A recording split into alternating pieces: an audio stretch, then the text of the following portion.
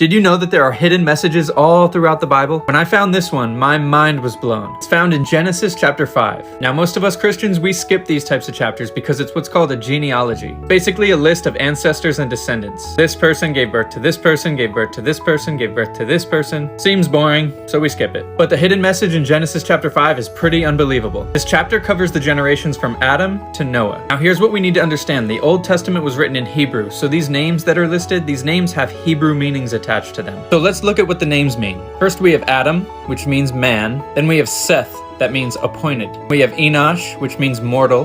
Canaan, which means sorrow. Mahalalel, which means the blessed God. Jared, which means shall come down. Next is Enoch, which means teaching. Then it's Methuselah, which means his death shall bring. Lamech, which means despairing. And finally we have Noah, which means comfort or rest. When we take these names and we line them up with their Hebrew meaning, it's going to spell out a special message to us. Here it is. On this side we have the names, on this side we have their meanings. Look at the message that is spelled out here. Man appointed mortal sorrow. The blessed God shall come down teaching. His death shall bring despairing, comfort, and rest. Put it all together. Man is appointed mortal sorrow, but the blessed God shall come down teaching. His death shall bring the despairing comfort and rest. Now, does that message sound familiar to you? This is the gospel message. Man is appointed mortal sorrow, born into sin, separated from God with no way back to him. But the blessed God shall come down teaching.